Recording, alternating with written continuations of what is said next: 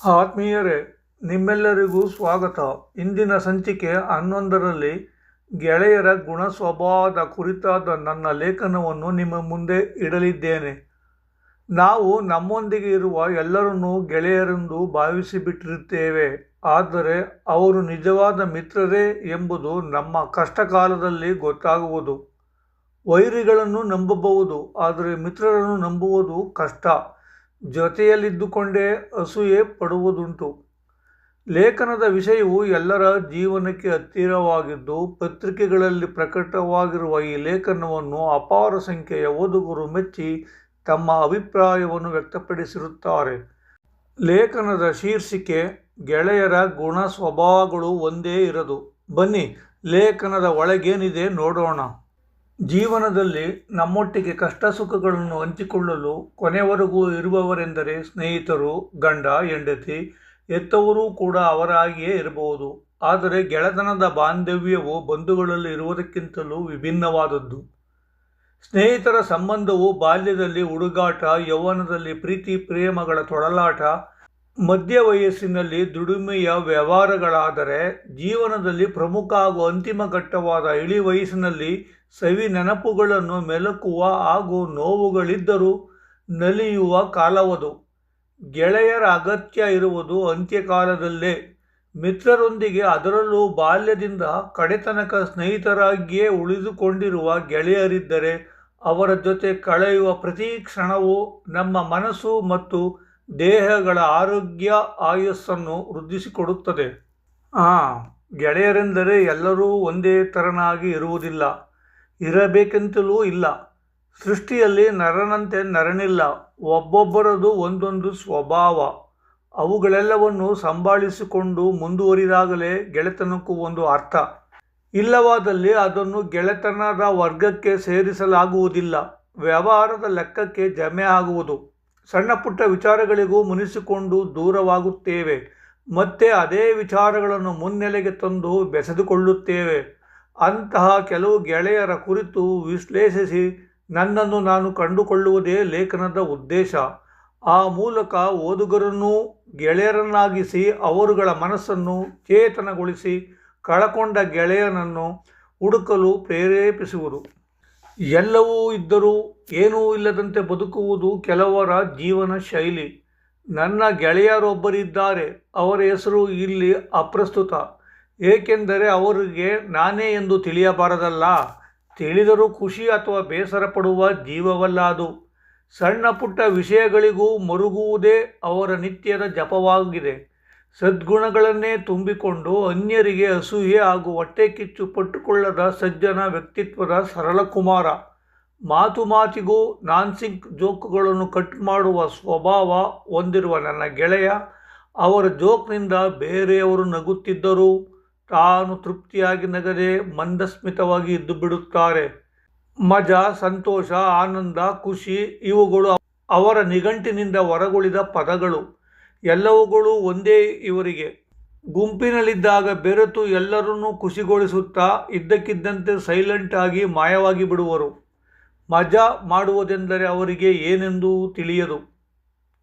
ಸರ್ಕಾರಿ ಇಲಾಖೆಯಲ್ಲಿ state officer ಮಟ್ಟದ ಹುದ್ದೆಯಲ್ಲಿ ಕರ್ತವ್ಯ ನಿರ್ವಹಿಸಿ ಇತ್ತೀಚೆಗೆ ವಯೋನಿವೃತ್ತಿ ಹೊಂದಿ ಸರ್ಕಾರದಿಂದ ಅವರಿಗೆ ಬರಬೇಕಿದ್ದ ನಿವೃತ್ತಿ ಧನವನ್ನು ಪಡೆದಿರುವುದಲ್ಲದೆ ಪ್ರತಿ ತಿಂಗಳು ಕೈತುಂಬ ಪಿಂಚಣಿಯೂ ಅವರ ಖಾತೆಗೆ ತಪ್ಪದೆ ಜಮೆಯಾಗುತ್ತಿದೆ. ಹಣ ಎಷ್ಟಿದ್ದರೆ ಏನು ಬಂತು, ತಕ್ಕಂತೆ ತಿನ್ನಬೇಕಲ್ಲ. ಹೆಚ್ಚು ತಿನ್ನುವುದೆಂದರೆ ಅವರಿಗೆ ಅಲರ್ಜಿ. ಮಿತಾಹಾರಿ, ಉಡುಪಿನಲ್ಲಿ ಆಡಂಬರವಿಲ್ಲ, ಸರಳ ಜೀವಿ, ಮಜಾ ಪಾರ್ಟಿಗಳಿಂದ ಬಲು ದೂರ. ಅಪ್ಪಿತಪ್ಪಿ ಆ ಪಾರ್ಟಿಗಳಲ್ಲಿ ಇವರಿದ್ದರೆ ಉಳಿದವರಿಗೂ ಹೆಚ್ಚು ತಿನ್ನುವುದಕ್ಕೆ ಆಗದು. ಮದುವೆ ಮುಂಜಿಗಳಲ್ಲಿ ಊಟಕ್ಕೆ ಪಕ್ಕದಲ್ಲಿ ಕುಳಿತರೆ ಬರುವ ಎಲ್ಲ ಐಟಂಗಳಿಗೂ ಕತ್ತರಿ. ಬಂದಿದ್ದಕ್ಕೆ ಎಲ್ಲ ಬೇಡ ಬೇಡ ಎನ್ನುವ ಸಿದ್ಧರಾಗ ಇವರದು. ಇವರಿಂದಾಗಿ ಪಕ್ಕದಲ್ಲಿ ಕುಳಿತವರು ಹಾಕಿಸಿಕೊಳ್ಳುವುದಕ್ಕೆ ಮುಜುಗರ ಪಟ್ಟುಕೊಂಡು ಬೇಡ ಎನ್ನುವುದುಂಟು. ಬೀಗರ ಔತಣಗಳ ವಿಶೇಷ ಊಟದಲ್ಲಿ ಇವರ ಪಕ್ಕ ಕುಳಿತುಕೊಳ್ಳಲು ಗೆಳೆಯರು ಇಷ್ಟಪಡುವುದಿಲ್ಲ. ನಿವೃತ್ತಿಯಾಗಿ ವರ್ಷಗಳೇ ಕಳೆದಿವೆ. ನಗರದಿಂದ ಹೊರಗಡೆ ಪ್ರವಾಸಕ್ಕೆಂದು ಹೋದವರಲ್ಲ.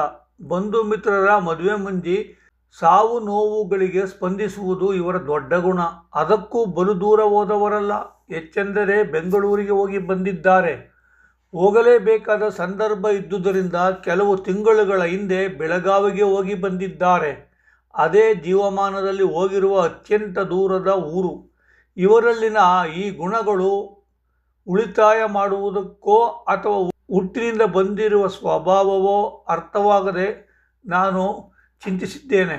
ಗಳಿಸಿ ಉಳಿಸಿದ ಹಣವಿದೆಯಲ್ಲ, ಸತ್ತಾಗ ಹೊತ್ತುಕೊಂಡು ಹೋಗಲಾದೀತೆ. ಉಳಿಸಿ ಏನು ಮಾಡಬೇಕು ಎನ್ನುವುದು ಕೆಲವರ ವಾದ. ಇದ್ದಷ್ಟು ಕಾಲ ಮಜಾ ಮಾಡಬೇಕು, ಒಳ್ಳೊಳ್ಳೆ ಊಟಗಳನ್ನು ಮಾಡಬೇಕು, ಐಷಾರಾಮಿ ಕಾರಿನಲ್ಲಿ ಓಡಾಡಬೇಕು, ದೇಶ ವಿದೇಶಗಳನ್ನು ಸುತ್ತಬೇಕು ಎನ್ನುವುದು ಬಹುಜನರ ಮನಸ್ಥಿತಿ. ಜಿಪುಣತನದಿಂದ ಜೀವನ ನಡೆಸುವ ಇಂತಹವರು ದೇಶದ ಅಭಿವೃದ್ಧಿಗೆ ಪರೋಕ್ಷವಾಗಿ ಕೈ ಜೋಡಿಸುವರು. ಒಂದು ರೀತಿಯಲ್ಲಿ ಕುಡುಕರಿದ್ದಂತೆ. ಇವರ ಕುಡಿತದ ಚಟದಿಂದ ಸರ್ಕಾರದ ಖಜಾನೆಗೆ ತೆರಿಗೆ ರೂಪದಲ್ಲಿ ಹಣ ಬಂದು ತುಂಬುತ್ತದೆಯಲ್ಲವೇ.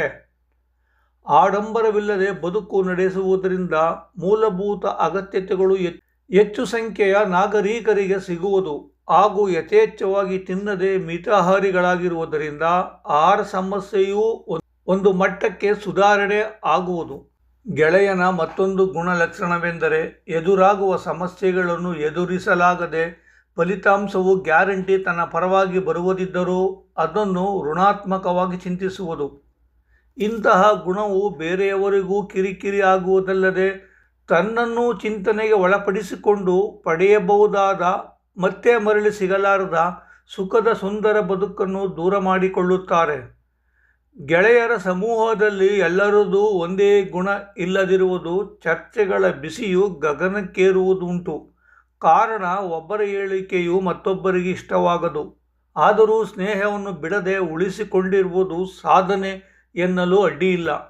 ವೇಡ್ ಬಾಕ್ಸ್ ಎನ್ನುವ ಪ್ರಸಿದ್ಧ ಬೇಸ್ಬಾಲ್ ಆಟಗಾರ ಹೇಳುವಂತೆ ಸಕಾರಾತ್ಮಕ ಮನೋಭಾವವು ಸಕಾರಾತ್ಮಕ ಆಲೋಚನೆಗಳು, ಸಂಭವಿಸುವ ಘಟನೆಗಳು ಮತ್ತು ಫಲಿತಾಂಶಗಳ ಸರಣಿ ಪ್ರತಿಕ್ರಿಯೆಯನ್ನು ಉಂಟುಮಾಡುತ್ತದೆ.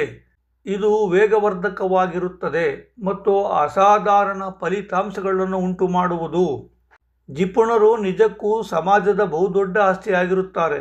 ಏಕೆಂದರೆ ಅವರಲ್ಲಿನ ಹಣವು ಖರ್ಚಾಗದು ಹಾಗೂ ಅವನಿರುವವರೆಗೂ ಆಸ್ತಿಯೂ ಕರಗದು. ಜಿಪುಣರನ್ನು ಒಳ್ಳೆಯವರೆನ್ನಲಾಗದು, ದಾನ ಧರ್ಮ ಮಾಡಿದರಲ್ಲವೇ ಒಳ್ಳೆಯವರೆನ್ನುವುದು. ಆದರೂ ನನ್ನ ಗೆಳೆಯ ತುಂಬ ಒಳ್ಳೆಯವ. ಕಾರಣ ತನಗೆ ಏನನ್ನೂ ಮಾಡಿಕೊಳ್ಳದಿದ್ದರೂ ಕುಟುಂಬದವರಿಗೆ ಹಾಗೂ ಸಹಾಯ ಕೇಳಿ ಬಂದವರಿಗೆ ಇಲ್ಲವೆನ್ನದೇ ಸಹಾಯ ಮಾಡುವುದು ಇವರ ದೊಡ್ಡ ಗುಣ. ಇದರಲ್ಲಿ ಮಾತ್ರ ಧನಾತ್ಮಕ ಚಿಂತನೆಯನ್ನು ಇಟ್ಟುಕೊಂಡಿರುವುದು ಶ್ಲಾಘನೀಯ. ನಾವು ಒಳ್ಳೆಯ ವ್ಯಕ್ತಿಯಾಗಿದ್ದಾಗ ನಮಗೆ ಒಳ್ಳೆಯದೇ ಆಗುತ್ತದೆ ಎಂಬುದು ಕೆಲವರ ನಂಬಿಕೆ. ಅದು ನಿಜವೂ ಹೌದು. ಮಾಡುವ ಪಾಪಕರ್ಮಗಳ ಫಲ ಮುಂದಿನ ಜನ್ಮದವರೆಗೂ ಕಾಯುವುದಿಲ್ಲ, ಈ ಜನ್ಮದಲ್ಲೇ ಕಾಣುತ್ತವೆ ಎಂದು ಅನುಭವಿಗಳು ಹೇಳುವುದುಂಟು. ಇವರಿಗೆ ವ್ಯತಿರಿಕ್ತವಾಗಿ ಮತ್ತೊಬ್ಬ ಗೆಳೆಯನಿದ್ದಾನೆ. ಅವನು ಶೂನ್ಯದಿಂದ ಮೇಲೆ ಬಂದವನು. ಅವನು ಮುಟ್ಟಿದ್ದೆಲ್ಲವೂ ಚಿನ್ನವೇ. ಅವನಲ್ಲಿರುವ ಯೋಚನಾ ಶಕ್ತಿಗಳು, ವ್ಯಾವಹಾರಿಕ ಜ್ಞಾನ, ಮಾತುಗಾರಿಕೆ ಅದ್ಭುತ. ಅವನನ್ನು ಒಳ್ಳೆಯವನು ಎನ್ನುವುದಕ್ಕೆ 108 ಕಾರಣಗಳಿವೆ. ಆದರೆ ಕೆಟ್ಟವನೆಂದು ಕರೆಯುವುದಕ್ಕೆ ಯಾವೊಂದು ಕಾರಣವೂ ಇಲ್ಲದಿರುವುದು ಸೋಜಿಗವೇ ಸರಿ. ಯಾರಿಗಾದರೂ ಕಷ್ಟವೆಂದರೆ ಕೇಳದಿದ್ದರೂ ಗೊತ್ತಾದ ತಕ್ಷಣ ಸ್ಪಂದಿಸುತ್ತಾನೆ. ಗೆಳೆಯರ ಮನೆಗಳಲ್ಲಿ ವಿಶೇಷ ಸಮಾರಂಭಗಳು ನಡೆದರೆ ಅವನೇ ಮುಂದಾಳತ್ವ ವಹಿಸಿಕೊಂಡು ಕೇಳದಿದ್ದರೂ ಹಣಕಾಸಿನ ಸಹಾಯವನ್ನು ಮಾಡುತ್ತಾನೆ. ಸಮಸ್ಯೆಗೆ ಸಿಲುಕಿದವರು ಬಡವನಾದರೆ ಉಡುಗೊರೆಯಾಗಿ ಕೊಡುತ್ತಾನೆ. ಸ್ಥಿತಿವಂತರಿಗೆ ಬಡ್ಡಿ ಇಲ್ಲದೆ ಸಾಲ ನೀಡುತ್ತಾನೆ. ಹಣ ಪಡೆದವರು ವಾಪಸ್ ನೀಡದವರ ಪಟ್ಟಿಯು ದೊಡ್ಡದಿದೆಯಾದರೂ ಇವನು ತಲೆ ಕೆಡಿಸಿಕೊಂಡು ವಸೂಲಿಗೆ ಹೋದವನು ಅಲ್ಲ, ಹಾಗೂ ಕರೆ ಮಾಡಿಯೂ ಕೇಳಿದವನಲ್ಲ. ಕೊಟ್ಟಾಗ ಕೊಡಲಿ ಬಿಡು, ಅವರಿಗೆ ಏನು ಕಷ್ಟವೋ ಪಾಪ. ಕೊಡಲ್ವಾ, ಬೇಡ ಬಿಡು. ಖರ್ಚಿನಲ್ಲಿ ಧಾರಾಳತನ. ಇತಿಮಿತಿ ಇರದ ಬದುಕು. ಹಣಕಾಸಿನ ವೆಚ್ಚದಲ್ಲಿ ಹಿಡಿತವಿಲ್ಲ. ತಿಂದು ಉಡಾಯಿಸುವುದರಲ್ಲಿ ದಾದ. ಏನು ಬೇಕೋ ಅದನ್ನೇ ತಿನ್ನುವುದು ಮತ್ತು ಜೊತೆಯಲ್ಲಿ ಇರುವ ಗೆಳೆಯರಿಗೂ ತನ್ನದೇ ಖರ್ಚಿನಲ್ಲಿ ತಿನ್ನಿಸುವುದು. ಇವನು ಸುಖ ಪಡುವುದರಲ್ಲಿ ಮುಂಚೂಣಿ ಮನುಷ್ಯ. ಇವರಿಬ್ಬರಿಗೂ ಅಪವಾದ ಎನ್ನುವಂತೆ ಮತ್ತೊಬ್ಬನಿದ್ದಾನೆ. ಅವನಿಗೋ ನಾಚಿಕೆ, ಮಾನ, ಮರ್ಯಾದೆ ಏನೂ ಇಲ್ಲದವ. ತಿನ್ನುವುದರಲ್ಲಿ ಬಕಾಸುರ. ಕಂಡವರು ಕೊಡಿಸುತ್ತಾರೆಂದರೆ 2 ದಿನದ ಊಟವನ್ನು ಒಮ್ಮೆಲೇ ತಿಂದು ಒಂಟೆಯ ಹಾಗೆ ತನ್ನ ಉದರದಲ್ಲಿ ಸ್ಟಾಕ್ ಮಾಡಿ ಇಟ್ಟುಕೊಳ್ಳುತ್ತಾನೆ. ಆನಂದಿಸಿ ಆಸ್ವಾದಿಸಿ ಮುಜುಗರ ನಾಚಿಕೆ ಇಲ್ಲದೆ ಕೇಳಿ ಕೇಳಿ ತಿನ್ನುತ್ತಾನೆ. ಆದರೂ ಬೈಟು ಕಾಫಿಗೂ ಜೇಬಿಗೆ ಕೈ ಹಾಕದ, ಖರ್ಚು ಮಾಡುವುದರಲ್ಲಿ ಇಂಟರ್ನ್ಯಾಷನಲ್ ಜಿಪುಣ. ಇದನ್ನು ಹೊರತುಪಡಿಸಿ ಗುಣ ಏನೇ ಇರಲಿ, ಇವನು ಸಹ ನನ್ನ ಗೆಳೆತನದ ಸೈನ್ಯದಲ್ಲಿ ಒಳ್ಳೆಯವನೇ ಆಗಿರುವ ಸನ್ಮಿತ್ರ. ಗೆಳೆಯರೆಂದರೆ ಹಾಗೆಯೇ, ಸಂಖ್ಯೆ 100 ಇರಲಿ, ಗುಣಗಳು 100 ಆಗಿರುತ್ತವೆ. ಒಬ್ಬರಂತೆ ಒಬ್ಬರು ಇರುವುದಿಲ್ಲ, ಹಾಗೂ ಇರುವುದಕ್ಕೂ ಆಗುವುದಿಲ್ಲ. ಪ್ರಾರಂಭದಲ್ಲೇ ಹೇಳಿದಂತೆ, ಸೃಷ್ಟಿಯಲ್ಲಿ ನರನಂತೆ ನರನು ಇರುವುದಿಲ್ಲ. ಬೇರೆಯವರು ಹೇಗಿದ್ದಾರೆಂದು ಹೇಳುವ ನನ್ನನ್ನು ಹಿಂದೆ ಅದೆಷ್ಟು ಗೆಳೆಯರು ನಿಂದಿಸುತ್ತಿದ್ದಾರೋ. ನಮ್ಮ ನಡವಳಿಕೆ ನಮಗೆ ಸರಿ ಎನಿಸಿರಬಹುದು, ಅದನ್ನು ಅವರು ಒಪ್ಪಲೇಬೇಕೆನ್ನುವುದು ಅಥವಾ ಹೊಗಳಬೇಕೆಂದು ನಿರೀಕ್ಷಿಸುವುದು ತಪ್ಪಲ್ಲವೇ?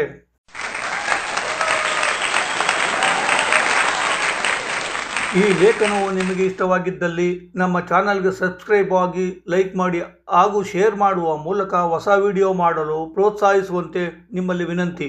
ನಾನು ನಿಮ್ಮ ಮಿರ್ಲೆ ಚಂದ್ರಶೇಖರ್, ಮೈಸೂರಿನಿಂದ. ಧನ್ಯವಾದಗಳು.